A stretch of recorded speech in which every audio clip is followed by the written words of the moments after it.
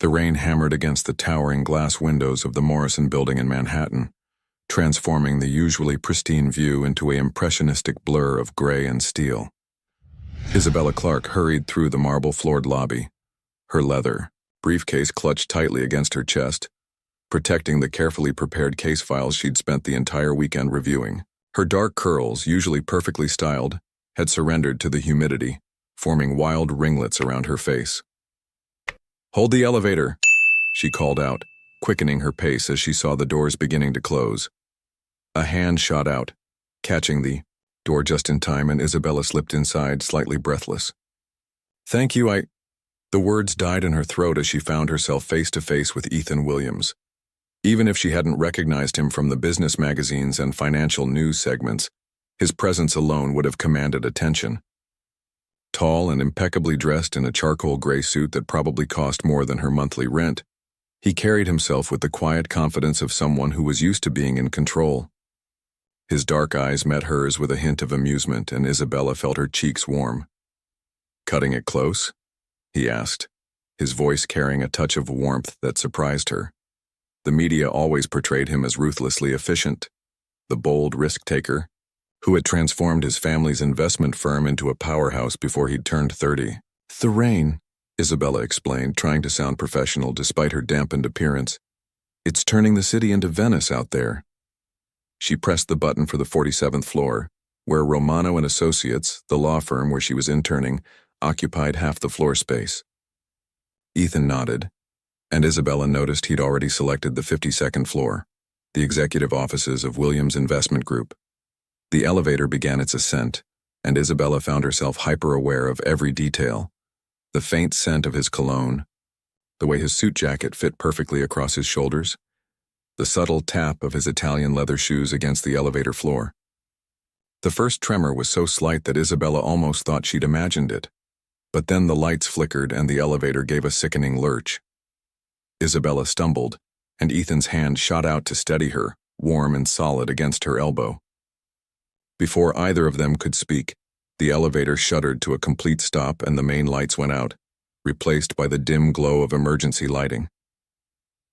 "Perfect," Ethan muttered, reaching for the emergency phone. Isabella watched as his expression grew increasingly frustrated. Deadline, the storm must have knocked out the main power. He pulled out his cell phone, then frowned. "No signal, how about you?" Isabella checked her own phone, her heart sinking when she saw the no-service message.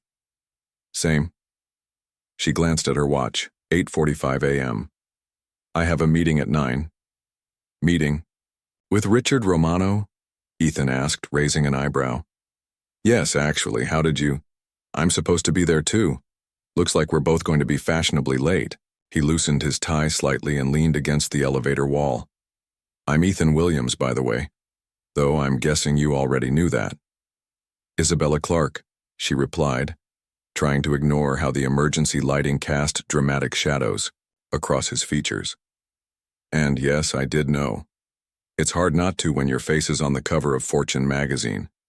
A genuine smile crossed his face, transforming his features from merely handsome to devastating.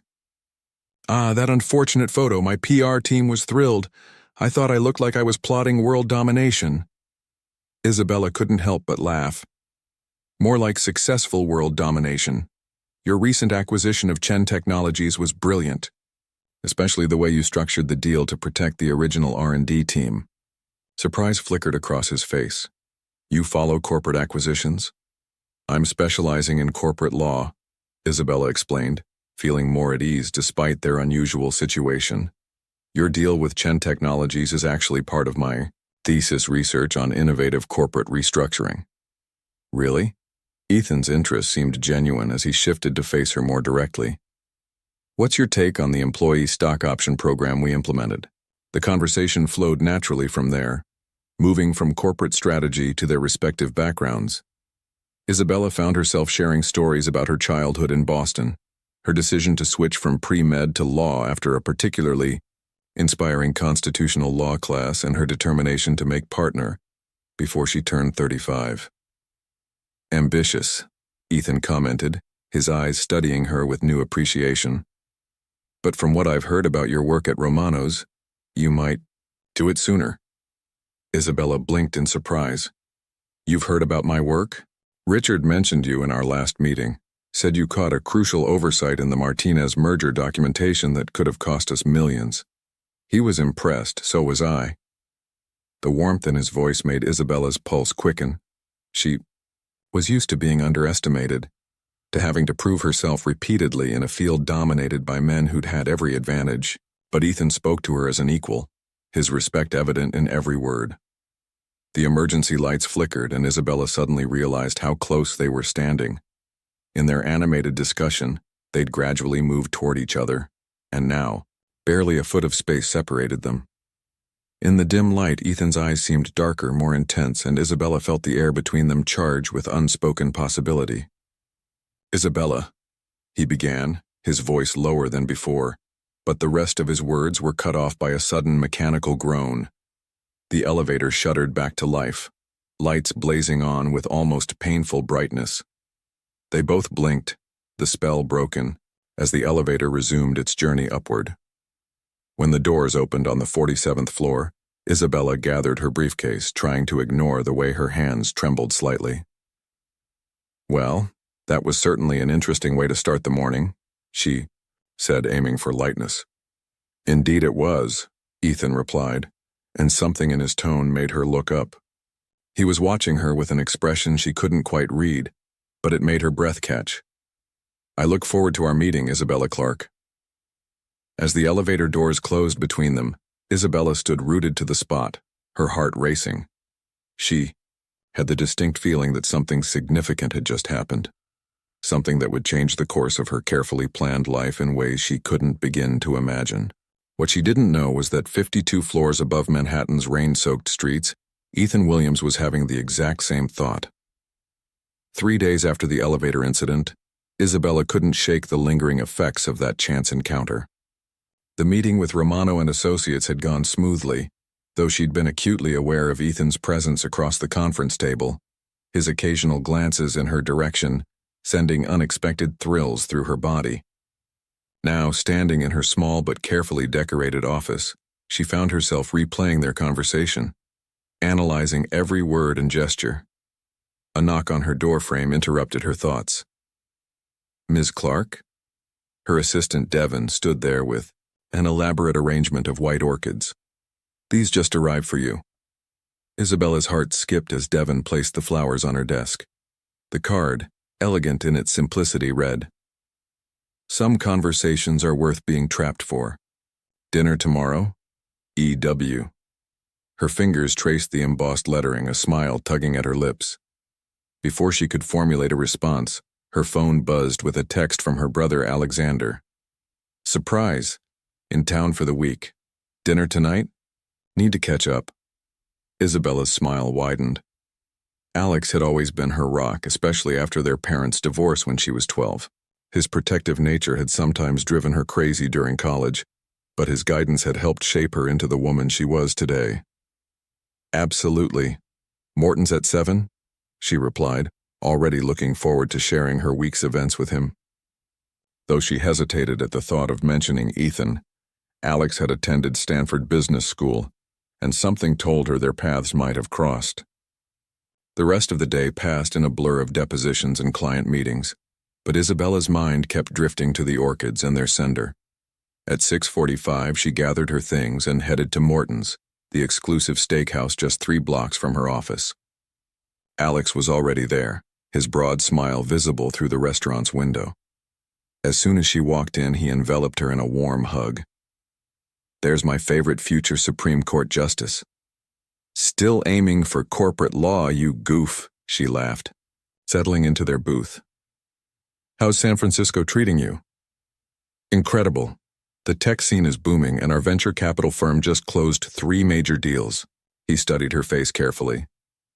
But enough about me, you're glowing. What's new? Isabella took a sip of water, deciding to test the waters.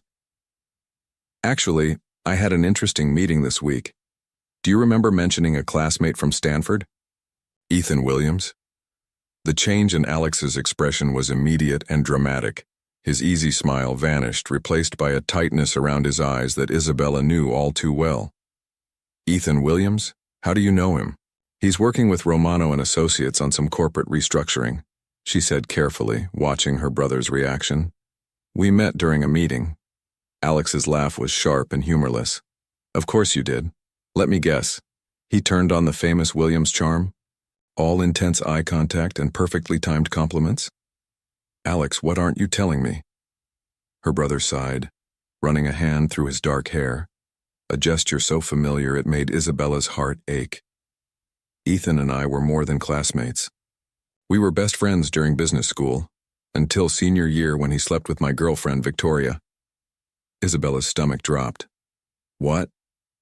He had a reputation, Bella, the campus playboy who could charm any woman he wanted.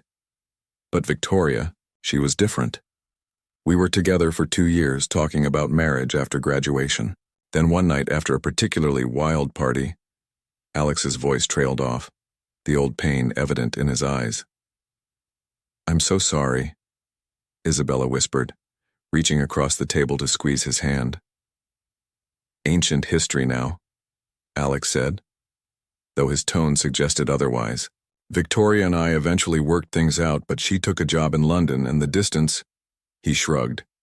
Ethan and I never spoke again. Last I heard, he was continuing his conquests in Manhattan's social circle. Isabella's mind raced, trying to reconcile the man she'd met in the elevator, thoughtful, engaged, respectful, with her brother's description. The orchids on her desk seemed to mock her now, their pristine petals hiding thorny implications. Promise me you'll be careful, Alex continued, his protective instincts clearly kicking in. Ethan Williams is like a force of nature, exciting, powerful, and ultimately destructive. He doesn't do relationships, Bella. He collects experiences. The waiter arrived to take their orders, providing a welcome interruption. As Alex launched into stories about his latest projects in Silicon Valley, Isabella found herself lost in thought. The card in her office seemed to burn in her memory, its invitation now complicated by layers of history she hadn't known existed. Later that night in her apartment overlooking the city, Isabella stood at her window watching lightning flash across the Manhattan skyline. Another storm was rolling in, eerily similar to the one that had trapped her in the elevator with Ethan. Her phone lay on the coffee table, his dinner invitation still unanswered. Every logical part of her brain told her to decline, to maintain professional distance and protect herself from becoming another story in Ethan Williams's collection. But she couldn't forget the way he'd looked at her in the elevator, the genuine interest he'd shown in her thoughts and ambitions, the way his touch on her elbow had sent electricity through her entire body. The thunder rolled outside, and Isabella made her decision. Picking up her phone, she typed out a response, her fingers hovering over the send button as doubt and desire waged war in her mind. Finally, taking a deep breath, she pressed send. Dinner sounds perfect. Tomorrow at 8? I see.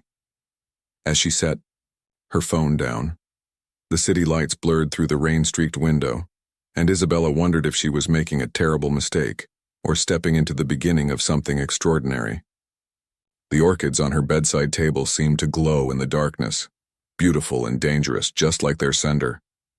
What she didn't know was that across town, in his penthouse office, Ethan Williams was staring at her response with an intensity that would have surprised her.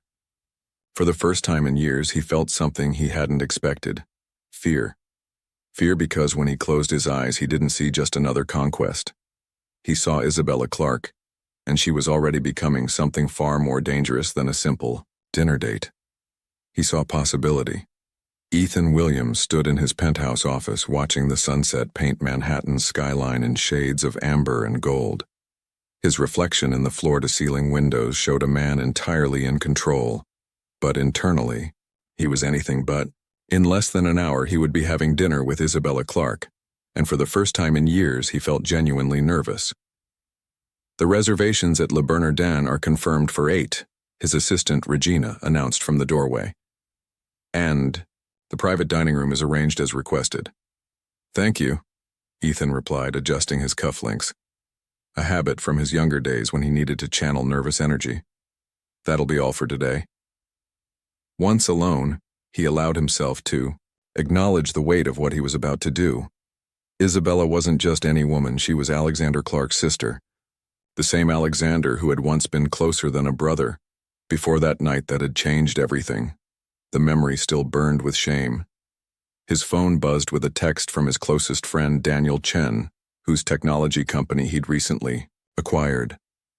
"Heard you're dating again. Should I alert the society pages?" Ethan's jaw tightened. His reputation preceded him everywhere, a shadow he couldn't seem to escape. "Not dating. Just dinner," he typed back, though even as he sent it he knew it wasn't entirely true. Something about Isabella felt different. At precisely 7:45, his private elevator descended to the lobby. The ride gave him time to reflect on the past few days, how thoughts of Isabella had invaded his normally disciplined mind. Her intelligence, her quiet confidence, the way she'd challenged his views on corporate restructuring, it all pointed to a woman who saw beyond his wealth and reputation. Le Bernardin's exterior gleamed in the evening light, its elegant facade a testament to refined taste. As Ethan stepped out of his car, he caught sight of Isabella approaching from the opposite direction. The sight of her nearly stopped his heart. She wore a deep blue dress that seemed to flow like water. Her dark curls swept up to expose the graceful line of her neck. But it was her expression that captured him, a mixture of anticipation and wariness that suggested she knew more than she had in the elevator. "You look stunning," he said simply, offering his arm. "Thank you," she replied, her voice carrying a hint of reserve that hadn't been there before. "The restaurant is beautiful." The maitre d' led them to the private dining room, where floor-to-ceiling windows offered a spectacular view of the city lights beginning to twinkle in the gathering dusk. As they settled into their seats, Ethan noticed Isabella studying him with new intensity. "You spoke to Alexander," he said. It wasn't a question. Isabella's eyes widened slightly, but she didn't deny it. "He's in town. We had dinner last night." "And he told you about Victoria?" Ethan's voice was quiet but steady. "About what happened at Stanford?" "He did." Isabella's fingers traced the stem of her water glass. "Why didn't you mention you knew my brother?" The waiter arrived with champagne, giving Ethan a moment to gather his thoughts. Once they were alone again, he leaned forward slightly. "Because the moment I realized who you were, I knew it would complicate things. And I wanted you to form your own opinion of me. Is that what this is about? Forming opinions?" Her voice carried an edge now. "Or is it about collecting experiences, as my brother put it?" The words hit him like a physical blow, but he forced himself to maintain eye contact. "I was different then. Younger, more arrogant. What happened with Victoria and Alexander is my greatest regret." "Why did you do it?" The question hung between them, heavy with implications. Ethan considered deflecting, giving her the polished explanation he'd crafted over the years. But something in Isabella's direct gaze demanded honesty.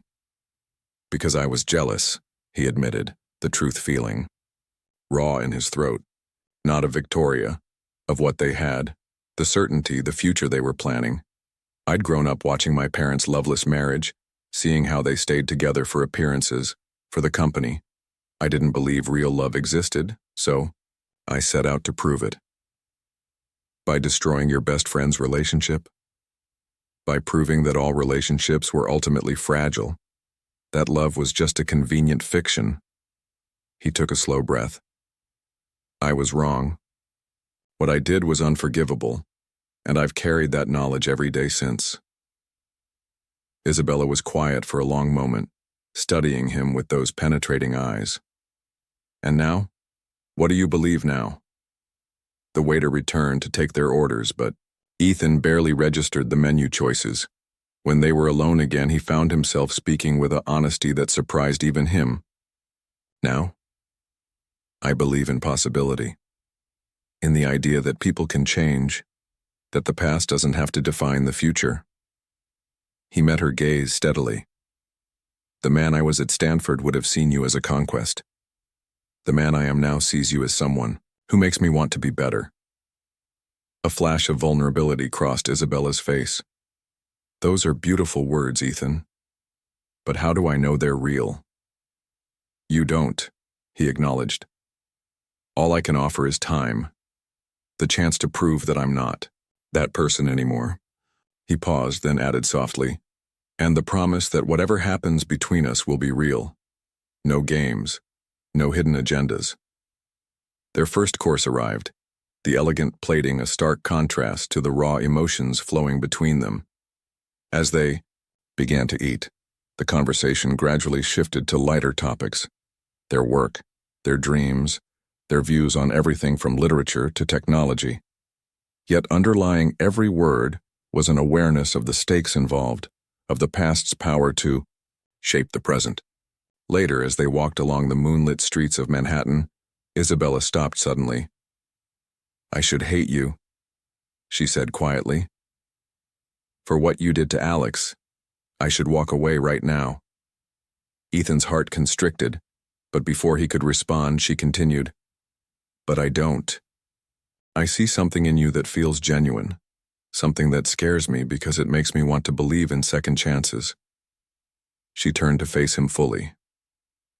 "I'm not Victoria. I won't be a chapter in your story of conquests." "You could never be, just a chapter," Ethan replied, the words coming from somewhere deep and true. "You're already rewriting the whole book." The city hummed around them, 1,000 stories playing out in the buildings that stretched toward the stars. But in that moment on that street corner, only their story seemed to matter. A story of redemption, of trust cautiously offered, of the possibility that people could change and love could heal old wounds. What neither of them saw was the figure watching from across the street, Alexander Clark, his expression dark as he observed his sister and his former best friend, the past and present colliding in ways he had never anticipated and could not accept. The morning after her dinner with Ethan, Isabella arrived at her office to find Alexander waiting, his usually warm features set in hard lines. Her heart sank. She knew that expression all too well. "Alex, what are you doing here?" "Funny thing happened last night," he said, his voice carefully controlled. "I was heading back to my hotel when I saw my sister having what looked like a very intimate dinner with Ethan Williams, the same man I specifically warned her about." Isabella closed her office door, grateful for the privacy. "You were following me?" "I was protecting you," Alex countered, pacing the small space. "Do you have any idea what you're getting into? This is what he does, Bella. He finds smart, successful women, makes them feel special, and then—" "I'm not Victoria," Isabella interrupted, her voice firm. "And I'm not 22 anymore. I can make my own decisions about who I spend time with." "He told you exactly what you wanted to hear, didn't he?" Alex's laugh was bitter. "Let me guess. He's changed, he regrets his past, he sees something special in you that makes him want to be better." The words hit too close to home, making Isabella's chest tighten, but she remembered the raw honesty in Ethan's eyes when he'd spoken about his past, the vulnerability that no practiced seducer could fake. "You're not being fair," she said quietly. "People can change in 6 years, Alex. I'm not asking you to forgive him, but please trust my judgment." "Like Victoria trusted his intentions?" Alex stepped closer, his voice dropping. "He didn't just sleep with her, Bella. He pursued her for months, knowing exactly what it would do to me. It was calculated, deliberate. And now he's doing the same thing with my sister." Before Isabella could respond, her phone buzzed with a text. Ethan's name flashed on the screen. "Last night was incredible. Lunch today?" Alex caught the notification and his expression darkened further. "Perfect timing. Tell me, does he always follow up the morning after? Make sure to keep the connection warm." "That's enough." Isabella's voice cracked like a whip. "I love you, Alex, but you don't get to dictate my life. What happened with Victoria was terrible, but it's not my story. I need to write my own. Even if it ends the same way, even then," she met his gaze steadily. "Because that's my choice to make." Alex stared at her for a long moment before heading to the door. "When this blows up, and it will, don't say I didn't warn you." He paused, hand on the doorknob. Just remember, he's not just risking your heart this time. He's risking our relationship too. The door closed behind him with a decisive click, leaving Isabella alone with thoughts that threatened to overwhelm her. She sank into her chair, trying to steady her breathing when her phone buzzed again. I can't stop thinking about last night, about you, about everything we talked about. E. Despite her brother's warnings echoing in her mind, Isabella found herself smiling. She typed back, "Lunch sounds perfect, 1 p.m. The response was immediate. I'll send a car. There's something I want to show you. At precisely 1 p.m., a sleek black car pulled up outside her office building. Isabella slid into the back seat, her heart racing when she found Ethan already waiting. Hi, he said simply, but the way he looked at her made her breath catch. Where are we going? You'll see. His smile was mysterious as the car wound through Manhattan streets, finally stopping at a construction site in Brooklyn. This doesn't look much like lunch, Isabella observed as Ethan helped her out of the car. Patience counselor. He led her into the building past workers in hard hats who nodded respectfully. They took a freight elevator to the top floor, and when the doors opened, Isabella gasped. The space was raw and unfinished, but floor to ceiling. Windows offered a spectacular view of Manhattan across the river. Construction materials were everywhere, but in the center of the room stood a small table set for two, complete with white tablecloth and flowers. What is this place? My newest project, Ethan explained, leading her to the table. We're converting this building into a community center and affordable housing complex. The top floor will be a free legal clinic. Isabella turned to him in surprise. A legal clinic? The neighborhood needs it, he said, pulling out her chair. And I happen to know a brilliant young lawyer who's passionate about making legal services accessible to everyone. You remembered that. During their dinner, she'd mentioned her dream of starting a pro bono clinic, but it had been a passing comment. I remember everything you say. His voice was soft but intense. After you left last night, I couldn't sleep. I kept thinking about what you said about wanting to make a difference, not just a profit. So I made some calls, revised some plans. Ethan. Isabella's throat felt tight with emotion. This is incredible, but you don't have to do this to impress me.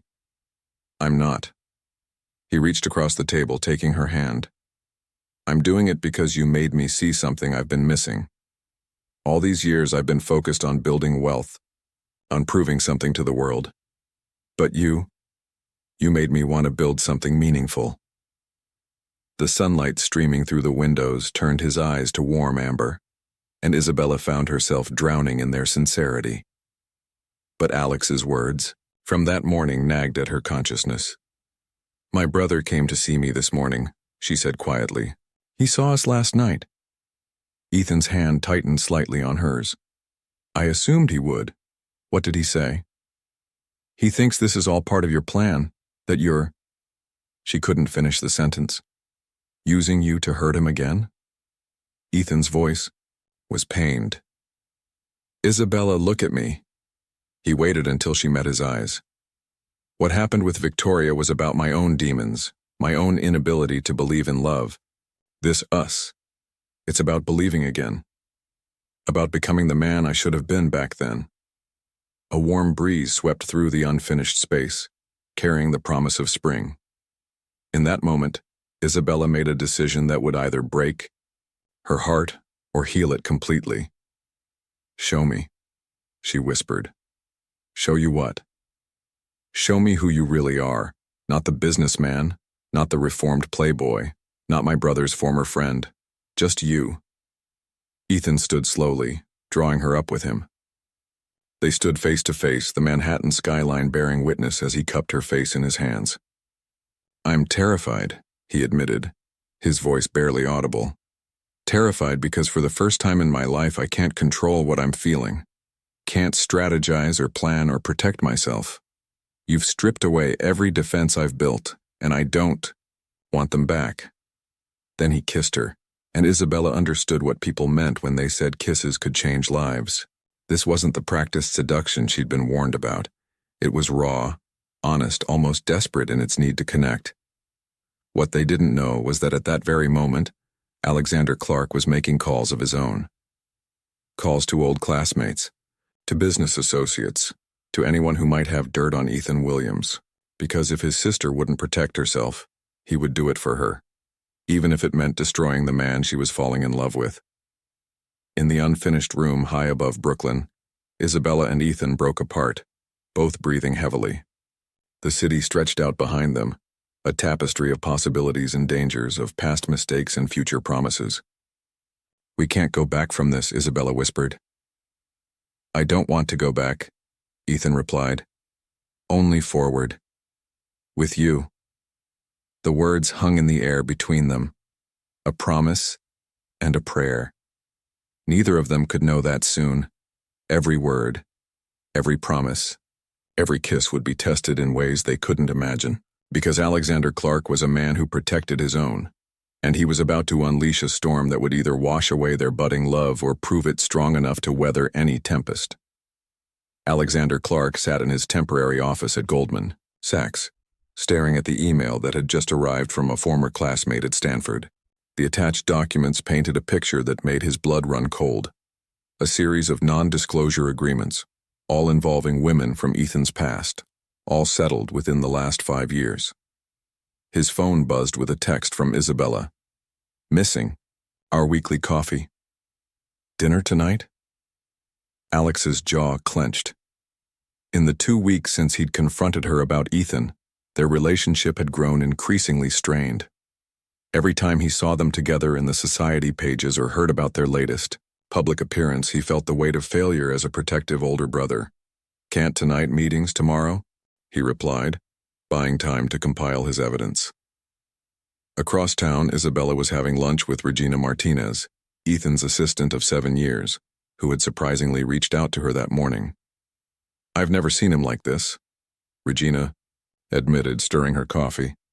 "In all these years, he's never once changed his schedule for a woman, but last week he postponed a board meeting because you had that case running late." Isabella felt warmth spread through her chest at the memory. Ethan had surprised her at the courthouse with dinner, turning her cramped office into an intimate bistro complete with candles and her favorite Thai food. "He's different than I expected," Isabella confessed.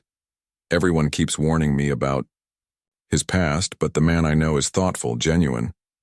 "He is now," Regina agreed, then hesitated. "But you should know. There are things in his past that aren't public knowledge.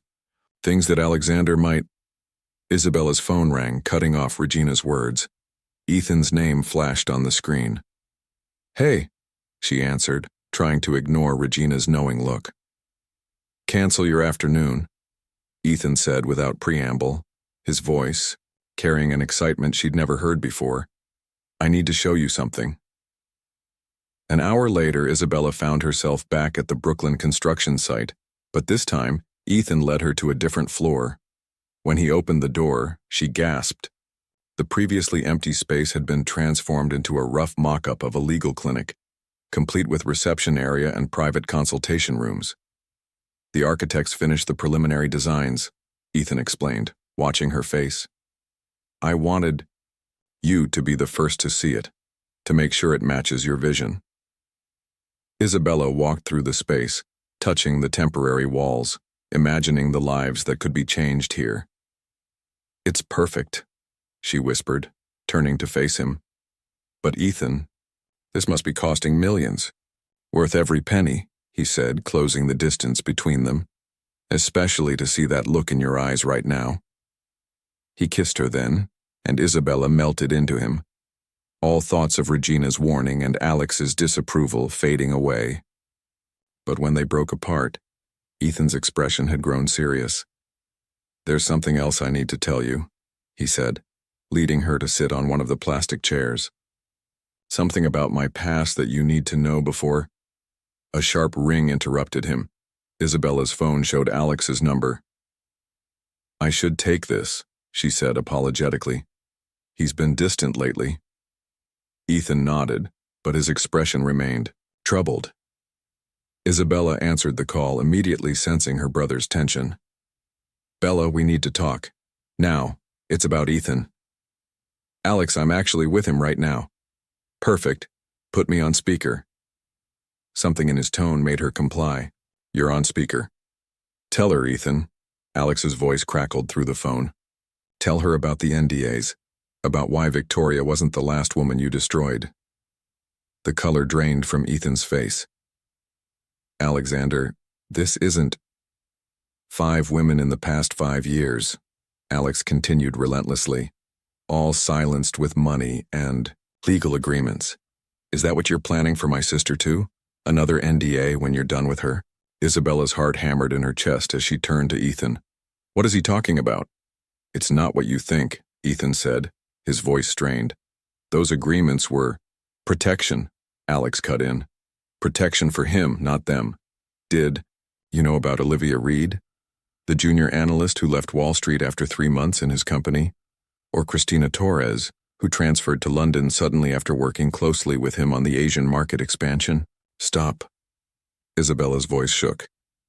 "Alex, please." "He's right," Ethan said quietly. "There are NDAs. But Isabella, I was trying to tell you." "Were you?" she asked, standing abruptly. "Or were you just showing me this clinic, making me fall deeper before I could find out the truth?" "The clinic has nothing to do with this." For the first time, she heard real anger in his voice. "Yes, I have a past. Yes, there are agreements. But they're not what Alexander is implying." "Then what are they?" The silence stretched between them, heavy with unspoken words. Through the phone, Alex's breathing was the only sound. "I can't tell you," Ethan finally said. "Not without breaking legally binding agreements." Isabella laughed, but the sound held no humor. "Right, of course." She grabbed her bag, heading for the door. "You know what the worst part is? I actually believed you had changed." "Isabella, wait." Ethan caught her arm. "Please, give me time to handle this legally, to find a way to explain. I'm a lawyer, Ethan. I know exactly what NDAs mean." She pulled away from him. "They mean secrets, they mean shame, they mean things too ugly to see the light of day. Or they mean protection," he said softly. "Sometimes they protect the innocent, not the guilty." She paused at the door, not turning around. "Goodbye, Ethan." The sound of her heels echoed through the empty space as she walked away, each step feeling like a knife in her chest. Behind her, she heard the distinct sound of something being thrown, followed by a crash. In his borrowed office, Alexander Clark ended the call, satisfaction warring with concern. He'd protected his sister, but the pain in her voice. Opening his email, he began to dig deeper into the NDAs, looking for anything that might justify Ethan's cryptic last words. Back in the half-finished clinic, Ethan stood among the broken remains of a chair he'd hurled against the wall. His phone showed a text from Regina. "She deserves to know the truth." "The truth," he whispered to the empty room. "The truth would destroy everything." But as he stared at the space that had represented so much hope just hours ago, Ethan Williams made a decision that would either cost him everything or finally free him from the shadows of his past. Because sometimes, he realized, the only way to prove you've changed is to face the very demons you've been running from. What he didn't know was that those demons were about to surface in ways none of them could have predicted, forcing choices that would test not just his love for Isabella, but the very essence of who he had become. 3 days after walking out of the Brooklyn construction site, Isabella sat in her office, staring blindly at case files she couldn't focus on. The orchids Ethan had sent weeks ago were wilting, their decay a perfect metaphor for her current state of mind. A knock on her door made her look up. Regina Martinez stood there, holding a thick manila envelope. "You shouldn't be here," Isabella said quietly. "You work for Ethan." "Actually, I resigned this morning." Regina closed the door and sat down. "Because what's in this envelope is more important than my job." Isabella's heart rate picked up. "What is it?" "The truth about the NDAs. The real story that Alexander's investigation didn't uncover." Regina placed the envelope on the desk. Ethan doesn't know I'm here. If he did, he'd try to stop me. He spent years protecting these secrets, but not for the reasons you think. With trembling fingers, Isabella opened the envelope. Inside were copies of police reports, medical records, and correspondence that made her blood run cold.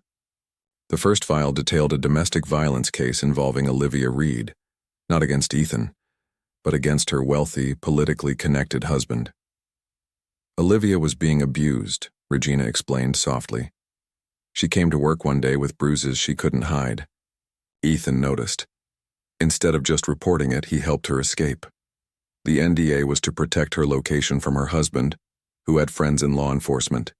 Ethan paid for her relocation, her therapy, her fresh start. Isabella's throat tightened as she read through the other files. Cristina Torres had discovered financial corruption in her department, illegal trading that implicated several board members. The NDA had protected her whistleblower status while Ethan quietly gathered evidence and removed the corrupt executives. Each agreement told a similar story: women who needed protection not from Ethan but from powerful people who could destroy their lives. He had used his wealth and influence to shield them, accepting the appearance of impropriety rather than exposing their vulnerabilities. Why? Isabella whispered. Why take on that burden? Those assumptions about his character?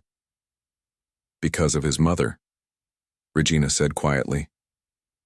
Did he ever tell you about her? Isabella shook her head. She died when he was 16. Officially, it was ruled an accident, a fall down the stairs. But Ethan knew the truth.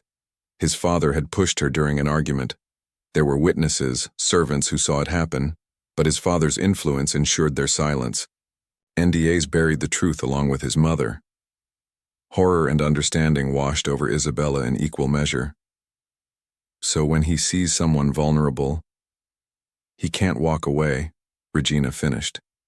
Even if it means people think the worst of him, even if it costs him everything. Isabella's phone buzzed. A text from Alex. Found something else on Williams. Call me. I have to go, Isabella said suddenly, gathering her things. Thank you, Regina. For everything. 20 minutes later, she was walking into Alexander's office at Goldman Sachs. Her brother looked up from his computer, his expression grim. You need to see this, he said, turning his screen toward her. More evidence of... Stop. Isabella's voice was firm. Before you show me anything else, you need to see what Regina brought me. She spread the documents across his desk, watching as his expression shifted from skepticism to shock to something approaching shame. This can't be real, he muttered, but she could see the truth sinking in. It is. And there's more. She told him about Ethan's mother, watching her brother's face pale. All this time, Alex whispered. I've been so focused on Victoria, on what he did to us. I never asked why. Because sometimes it's easier to hold on to anger than to consider a more complicated truth, Isabella said softly. I need to find him, Alex. Now. But when she tried calling Ethan's number, it went straight to voicemail. His office reported he was in meetings all day. As evening fell, Isabella found herself in a taxi heading to his penthouse apartment, her heart pounding with each floor the elevator climbed. The doors opened directly into his living room, dark except for the city light streaming through the windows. Ethan stood at the glass wall, his reflection showing a man she barely recognized, tie loosened, hair disheveled, glass of whiskey in hand. Isabella. He didn't turn around. How did you get up here? Regina gave me her key, card before she left. She moved closer. She also gave me the truth. Now he did turn, his eyes haunted. She shouldn't have done that. Why not? Because it ruins your carefully constructed image as the villain? Because it shows who you really are? Because those women trusted me to protect them. His voice cracked. Their safety depends on those secrets staying buried. Like your mother's truth stayed buried? The glass slipped from his hand, shattering on the floor. Isabella closed the distance between them, careful of the broken glass. You were 16, she said softly. A boy who couldn't save his mother. So you grew into a man determined to save everyone else, even at the cost of your own happiness. Don't, he warned, but she could see his walls crumbling. When you slept with Victoria, she continued, was it really about destroying Alex's happiness? Or was it about proving that all relationships were as toxic as your parents? That love always ended in betrayal? Stop. The word was barely a whisper. No. She reached up, touching his face. Because you need to hear this. What happened to your mother wasn't your fault, and punishing yourself by pushing away real love won't bring her justice. Something broke in him then. His knees gave way, and Isabella caught him, lowering them both to the floor beside the broken glass. She held him as years of carefully contained grief poured out, his body shaking with sobs that should have been released decades ago. I see them, he gasped between breaths. Every time I close my eyes, I see them. The women who need help, who have no one else to turn to. I can't walk away, I can't. You don't have to, she whispered, stroking his hair. But you don't have to carry it alone anymore either. They sat there as the city lights painted patterns on the floor, the broken glass around them catching and reflecting the glow like scattered stars. When Ethan finally looked up, his eyes were red but clearer than she'd ever seen them. I love you, he said simply, and that terrifies me more than anything else in my life. Good, Isabella replied, wiping tears from his cheeks. Because love should terrify us, it means we have something real to lose. He kissed her then, a kiss that tasted of salt and whiskey and truth finally spoken. Neither of them noticed Alexander standing in the elevator doorway, having followed his sister out of concern. He watched them for a moment, seeing not the playboy who had betrayed him, but a broken man finally letting someone help him heal. Quietly, Alex stepped back into the elevator, understanding at last that some stories were more complex than simple betrayal, and some wounds could only be healed by the very thing that had caused them, love. What none of them knew was that somewhere in the city, one of the women Ethan had helped was about to face a crisis that would force all their carefully guarded secrets into the light, testing not just Ethan's commitment to protection, but Isabella's newfound faith in him. Because some truths once unveiled cannot be buried again. The morning headlines hit like a thunderbolt. Tech billionaire Richard Reed announces Senate bid. Isabella stared at her phone, recognizing the name immediately. From Regina's files, Olivia Reed's abusive ex-husband. Her phone buzzed with a text from Ethan. Turn on CNN. She did, just in time to see Richard Reed standing at a podium, his perfect political smile gleaming as he announced his campaign for the New York Senate seat. Behind him stood a beautiful blonde woman, his new wife, her practiced smile, masking whatever secrets she might know about her husband's true nature. Born and raised in New York, Reed was saying, I understand the challenges facing our great state, and with my experience in technology and business. Isabella's phone rang. Ethan's voice was tense when she answered. We have a problem. Olivia just called me, she's terrified. Where is she? Boston, but she's talking about running again. Reed's people have already reached out to her, suggesting she make a public statement supporting his campaign. The disgust in his voice was palpable. They're calling it reconciliation, a touching story of forgiveness and growth. And if she refuses? The NDA works both ways. If she speaks about the abuse, she violates the agreement. They'll destroy her. Isabella's legal mind raced through options. But if we can prove the NDA was signed under duress, Isabella, Ethan's voice softened. There's something else. Olivia's pregnant. 5 months. She's finally building a new life, and now. The implications hit hard. A pregnant woman running from an abusive ex who was about to become one of the most powerful men in New York. The stakes had just gotten monumentally higher. We need to meet, Isabella decided. All of us. Olivia, Regina, you, me, and... She hesitated, then added, Alex. We need his political connections. 2 hours later, they gathered in Ethan's penthouse. Olivia Reed sat on the leather couch, her hands protectively cradling her small baby bump. She was younger than Isabella, had expected, with intelligent eyes that held too much knowledge of life's darker sides. Alex paced by the windows, his expression troubled. Since discovering the truth about Ethan's past, he'd thrown himself into helping, as if making up for years of misplaced anger. Reed's campaign is gaining momentum, he reported. Early polls show strong support. His tech background appeals to younger voters, and his family values platform is resonating with conservatives. Family values, Olivia whispered, her voice bitter. If they only knew.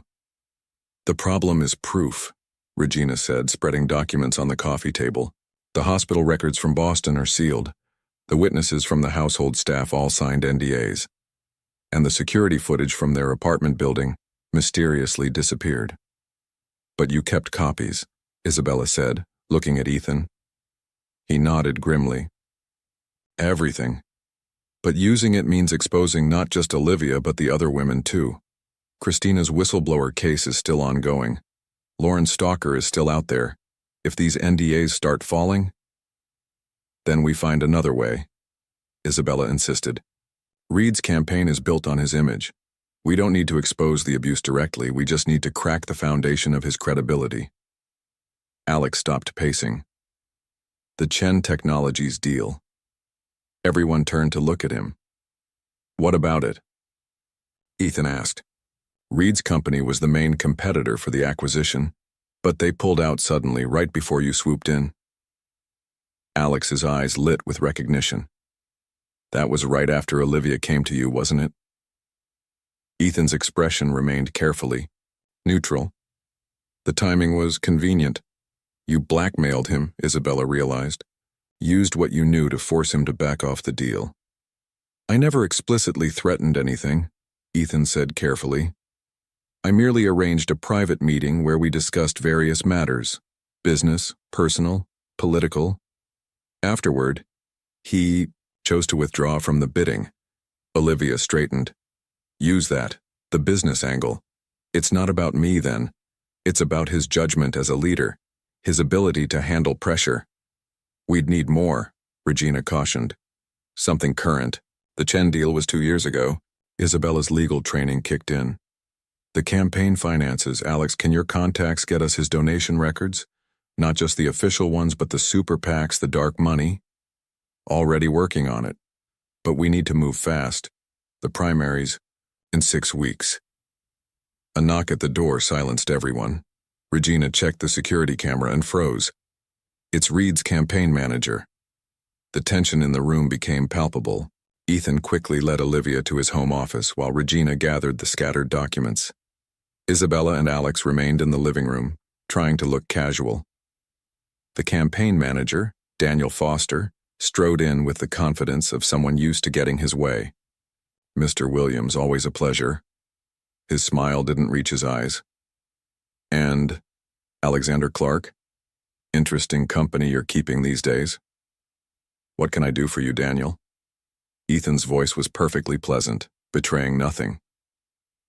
Richard wanted me to personally extend an invitation to his campaign launch gala next week. You've been conspicuously quiet about his announcement. I've been busy with other matters. So we've noticed. Foster's eyes flickered to Isabella. Like your new relationship. Quite a story. The reformed playboy and the ambitious young lawyer. The society pages are eating it up. The threat was subtle but clear. Reed's team had been watching them. Is there a point to this visit? Alex asked, his tone icy. Just ensuring everyone understands their roles in the coming weeks. Foster smiled again. Some stories are better left in the past, wouldn't you agree? For everyone's sake. After he left, they retrieved Olivia, who had heard everything through the office door. Her hands shook as she accepted the water Ethan offered. They know, she whispered. They're warning us. No, Isabella said firmly. They suspect, but they don't know. If they had proof we were helping you, they wouldn't bother with warnings. Isabella's right, Ethan added. They're fishing, trying to pressure us into showing our cards.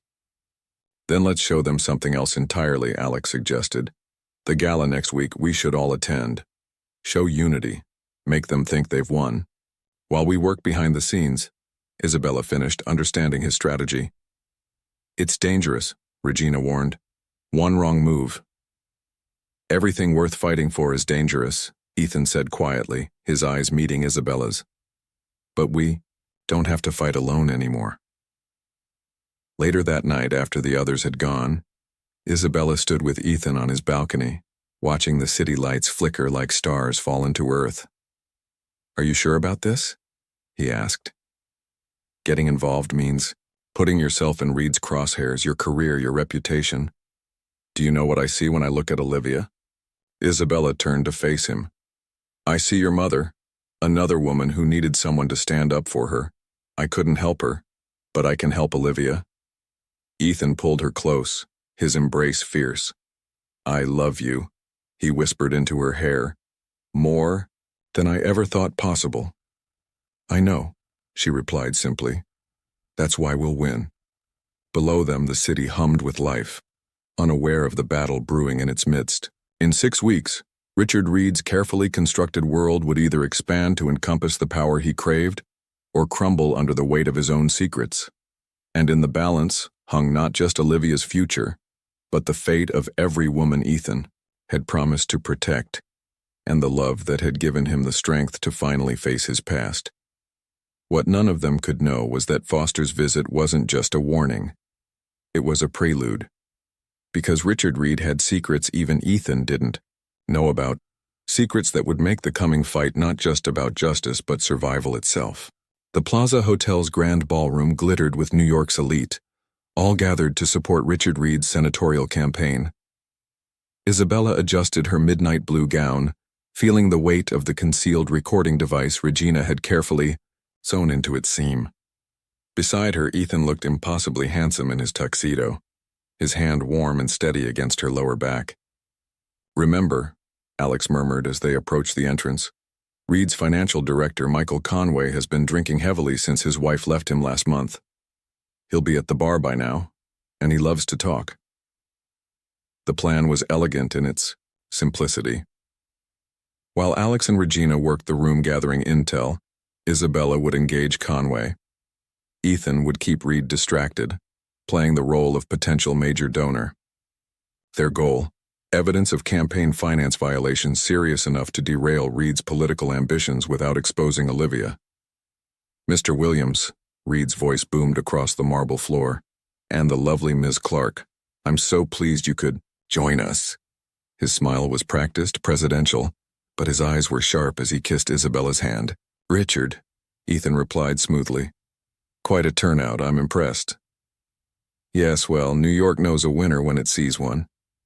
Reed gestured to his wife, Catherine, who stood nearby chatting with donors. Catherine's been instrumental in organizing tonight's event. Darling, come say hello. Catherine Reed was stunning in a red designer gown, but Isabella noticed the slight tremor in her hands as she approached. Up close, expert makeup couldn't quite hide the shadows under her eyes. Isabella, isn't it? Catherine's voice was soft, cultured. I've heard so much about you. A rising star at Romano & Associates, from what Richard tells me. You're too kind, Isabella replied, studying the other woman carefully. Something in Catherine's demeanor reminded her of Olivia's description, of her early days with Reed, the careful movements, the constant awareness of his presence. Ethan, let me introduce you to some people you simply must meet, Reed said, already leading him away. Potential investors in our new tech initiative. As they moved through the crowd, Isabella caught Alex's subtle nod. Michael Conway was indeed at the bar, his collar already loosened, his eyes slightly unfocused. Catherine, Isabella said impulsively, would you point me toward the ladies' room? Of course, I'll show you myself. In the opulent bathroom, Catherine checked the stalls before turning to Isabella with surprising intensity. You know, don't you, about Olivia? Isabella's heart stopped. I don't. Catherine's voice was barely a whisper. The walls have ears, but... She pressed a small key into Isabella's hand. Safety deposit box. Manhattan Savings Bank. If anything happens to me, everything's there. Everything I've documented since we married. Before Isabella could respond, the door opened. Catherine immediately began touching up her lipstick, her mask of perfect political wife sliding seamlessly back into place. Isabella's mind raced as she made her way to the bar. The key felt like it was burning in her clutch bag, its implications staggering. Catherine Reed wasn't just another society wife. She was gathering evidence. "Miss Clark," Michael Conway's voice was already slurred. Come, let me buy you a drink. We're celebrating tonight." "That's very kind," Isabella said, sliding onto the bar stool beside him. "Although I hear not everyone's celebrating, the finance reports must be keeping you up at night." Conway's laugh had an edge of hysteria. "Reports, they're works of fiction, my dear, pure fiction. Did you know?" He leaned in conspiratorially. "Did you know we have 3 sets of books? One for the FEC, one for the donors, and one—" He tapped his temple. "One for the real money, the Russian money." Isabella kept her expression neutral even as her pulse quickened. "Russian investors are quite common in tech." "Not these Russians." Conway took another drink. "These ones don't exist. Shell companies, all of them. But the money, God, the money's real enough. Millions funneled through Reed's old tech company. Been happening for years, campaign's just the latest pipeline." Across the room, Isabella saw Foster, Reed's campaign manager, watching them with growing concern. She needed to wrap this up. "Sounds complicated," she said carefully. "Hard to keep track of all those shells." "Not with this." Conway patted his jacket pocket. "Everything's here. Every transaction, every shell company, every—" "Michael." Foster's voice cut through the conversation like a knife. "I believe Mrs. Reed needs your expertise on something." Isabella stood smoothly. "Thank you for the fascinating conversation, Mr. Conway. I should find Ethan." But as she turned to leave, she felt Conway press something into her hand. A small USB drive, hidden by the movement of her skirt. The next hour passed in a blur of calculated movements.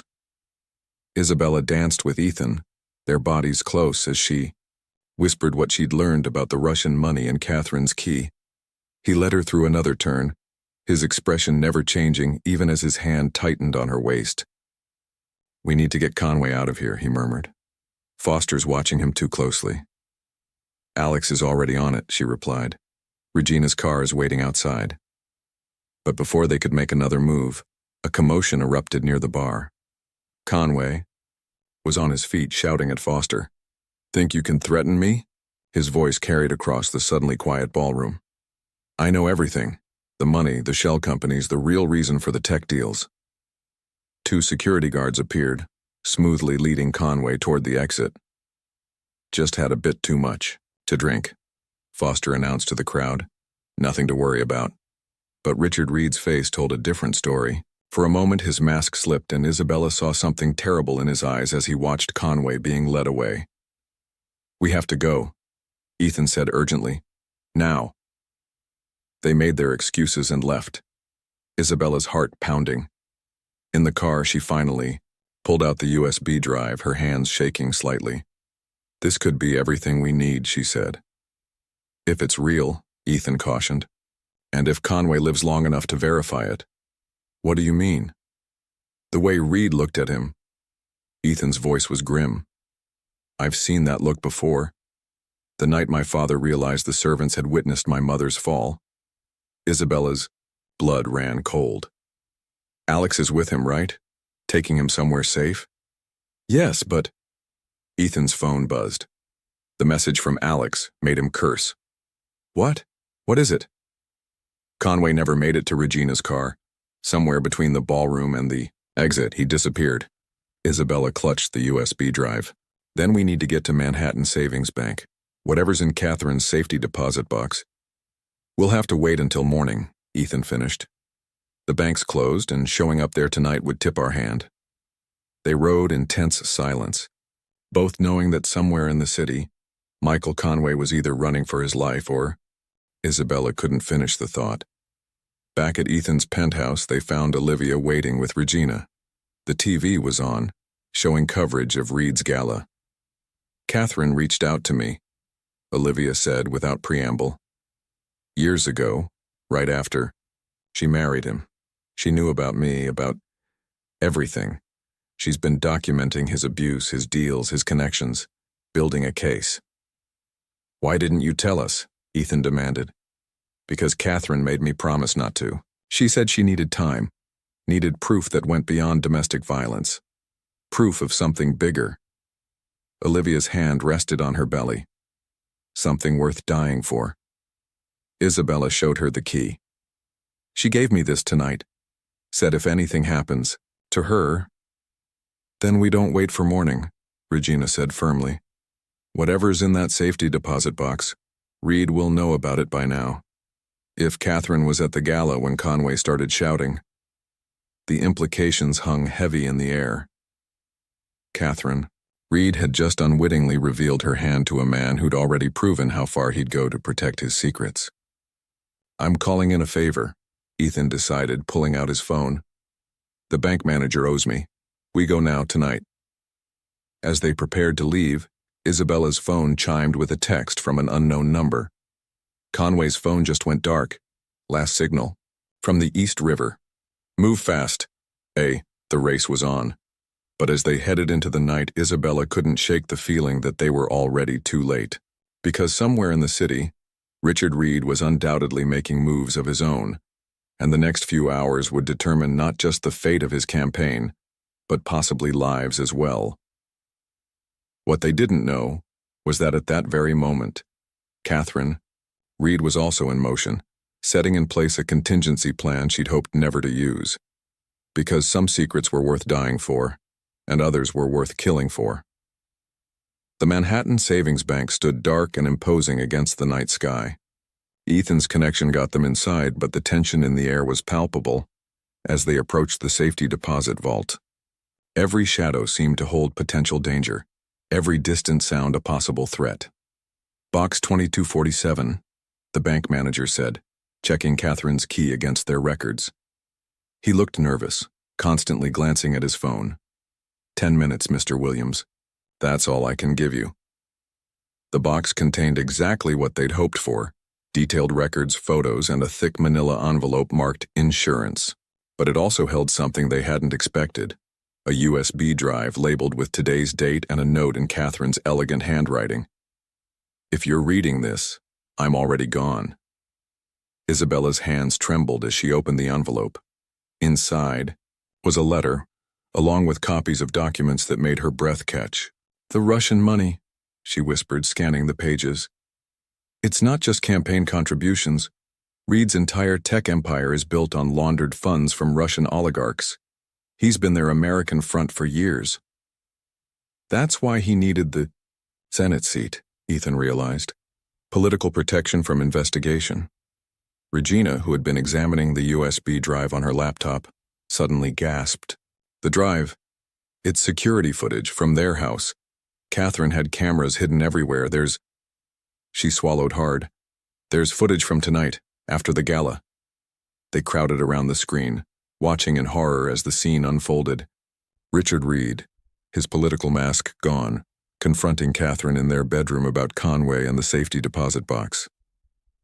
The footage had no audio, but his rage was clear in every movement. Catherine, standing her ground, showing him something on her phone. Then Reed's expression changing from anger to fear. She had a dead man switch, Isabella realized. Insurance that would activate if anything happened to her. The footage ended abruptly. Regina checked the timestamp. Less than an hour ago. "We need to find her," Ethan said urgently. Before Reed. His phone buzzed with a text from Alex. Police scanner chatter. Shots fired at Reed residence. Multiple units responding. They moved fast, but New York traffic, even at night, was unforgiving. By the time they reached the Reed mansion on the Upper East Side, the street was a chaos of police cars and ambulances, their lights painting the elegant facade in surreal flashes of red and blue. A detective was interviewing Reed on the front steps. Even from a distance, they could see he was playing the role of distraught husband perfectly. "Mrs. Reed is missing," a uniformed officer told them when they tried to approach. Signs of struggle in the bedroom. Mr. Reed came home to find the door forced open, called 911 immediately. Isabella felt sick. The staged break-in, the missing wife. It was too similar to what had happened to Ethan's mother. History repeating itself, in the worst possible way. But then her phone buzzed with a message from an unknown number. "Westside Pier 86, hurry." K. They found Catherine Reed huddled in the shadow of the USS Intrepid museum ship, her gala gown torn, a bruise darkening on her cheek. But her eyes were clear and determined as she handed Isabella another USB drive. "The dead man's switch was a bluff," she said without preamble. "But this is real, everything. The money laundering, the shell companies, the connections to Moscow, and something else." She looked at Ethan. "Something about your mother." Ethan went very still. "What about my mother?" "Reed was involved. He helped your father cover it up. His first major investment came from your father right after her death. Payment for services rendered, helping to silence witnesses, fabricate evidence." Isabella grabbed Ethan's arm as he swayed slightly. The implications were staggering. Reed's entire empire, the very wealth he'd used to help women like Olivia, was built on blood money from his own mother's death. "That's why he's been watching you so closely," Catherine continued. "Not just because of Olivia. He's afraid you'll discover the connection." "Does he know you're here?" Regina asked urgently. "No, but he will soon. The police are just theater. He has private security searching the city.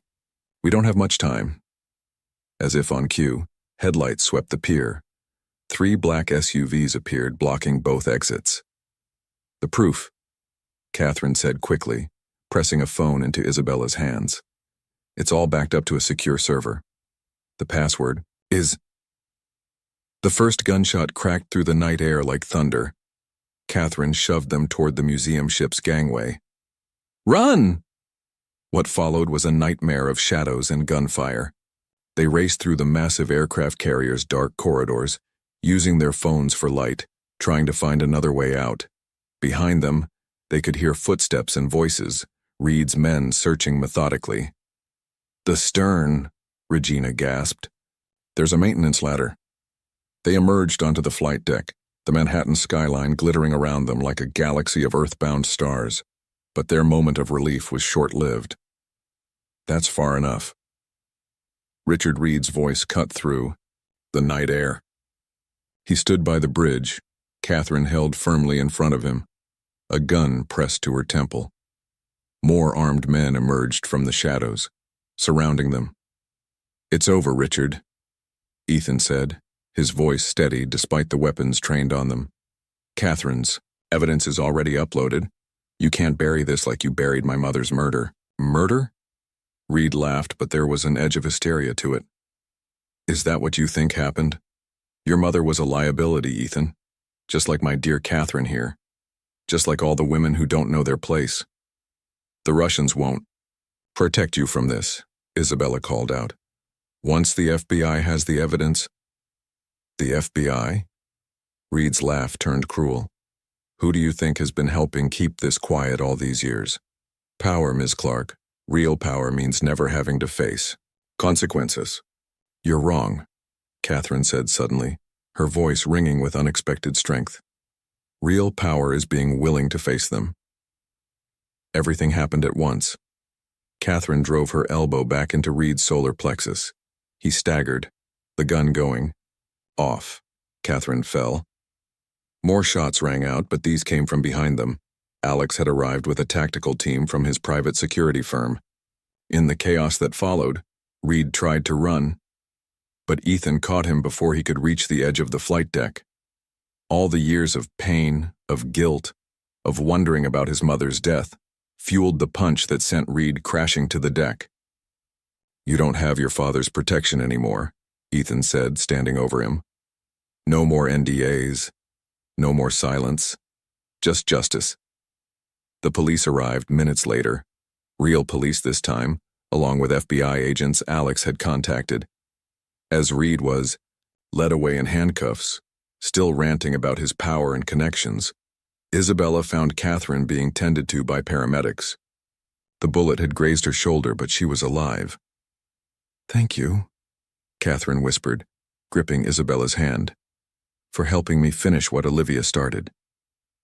Dawn was breaking over the city as they finally left the pier, painting the sky in shades of hope. But the night's revelations had changed everything, especially for Ethan. Finding out the truth about his mother's death had ripped open old wounds, but also offered a chance for real healing.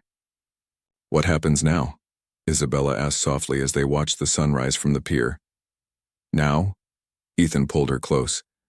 "Now we make sure no more women need NDAs for protection, starting with that legal clinic in Brooklyn." They had won, but victory came with the weight of responsibility. Reed's arrest would shake the foundations of power in New York and beyond. The evidence Catherine had gathered would expose corruption at the highest levels. But as Isabella looked at Ethan, she saw not the weight of his past, but the strength of his future. A future they would build together, turning pain into purpose, secrets into justice. What they didn't know was that in the coming days, Reed's empire would crumble in ways that would test their love one final time. Because some men, even in defeat, know how to plant one last seed of chaos. And Richard Reed had saved his deadliest secret for last. 3 weeks after Richard Reed's arrest, Isabella stood in the newly completed Brooklyn legal clinic, watching sunlight stream through the windows. The space had transformed from a construction site into something beautiful, a place of hope and new beginnings. Her phone buzzed with a news alert. Tech mogul Reed faces additional charges as new evidence emerges. The investigation had uncovered decades of corruption, with tentacles reaching into law enforcement, politics, and international finance. But it was the personal revelations that had shaken New York society to its core. "The first clients arrive tomorrow," Ethan said, coming up behind her and wrapping his arms around her waist. "Olivia's already got a waiting list." Olivia had been named director of the clinic, her experience making her perfectly suited to help other women escape dangerous situations. Her baby bump was now visible, a symbol of the new life she was building. "Have you seen the latest from Reed's lawyers?" Isabella asked, leaning back into Ethan's embrace. "About the mysterious evidence he claims will change everything? It's just another desperate attempt to bargain." But something in his tone made Isabella turn to face him. "You don't sound convinced." Ethan sighed, running a hand through his hair. "Alex called this morning. Reed's been demanding a private meeting. Says he has information about the night my mother died that I need to hear." "It's a manipulation tactic," Isabella said firmly. "He's trying to get under your skin." "Probably. But..." Ethan's eyes were troubled. "What if there's more to the story? What if..." The clinic's door opened and Catherine Reed walked in, her arm still in a sling but her steps confident. Since testifying against her husband, she'd become a powerful advocate for domestic violence survivors. "He sent me this," Catherine said without preamble, holding up an envelope. "From prison. I think you both need to see it." Inside was a single photograph, yellowed with age. It showed Ethan's mother, Claire Williams, sitting in what appeared to be a hotel room. She was writing something, her expression determined.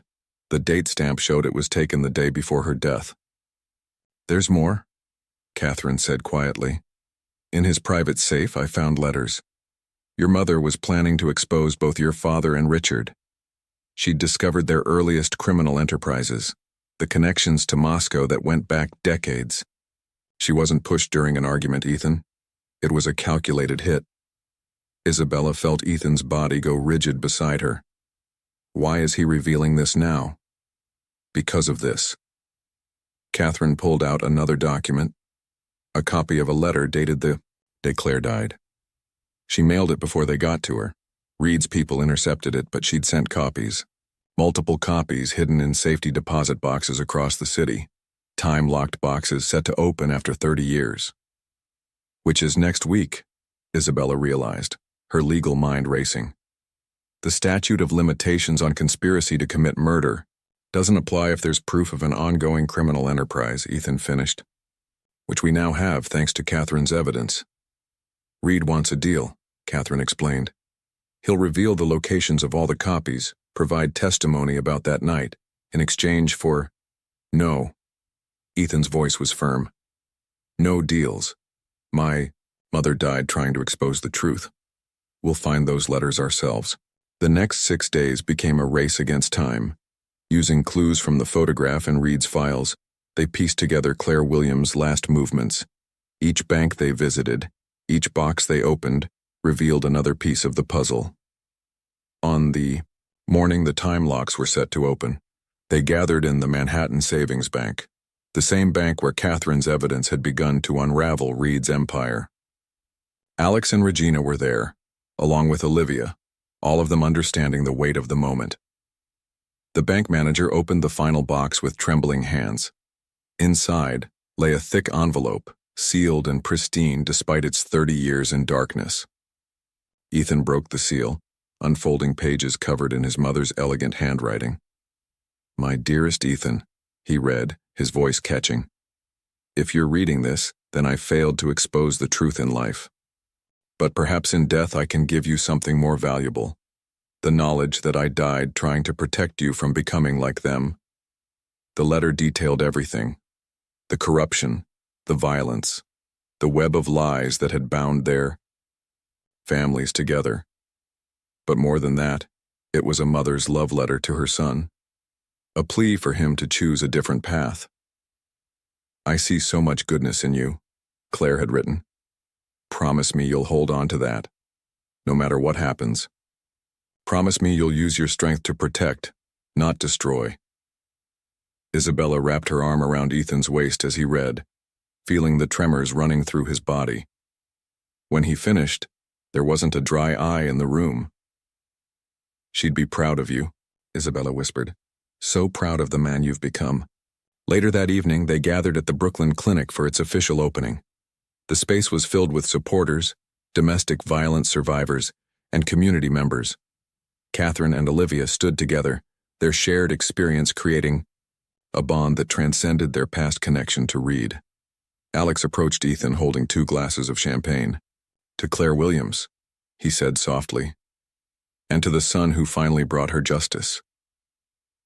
As Isabella watched Ethan with his newfound family, not bound by blood but by choice and shared purpose, she felt a profound sense of completion. The Idle Clinic would stand as a testament to transformation, to the possibility of turning pain into purpose. Penny, for your thoughts? Ethan asked, finding her by the windows where they'd first discussed the possibility of this place.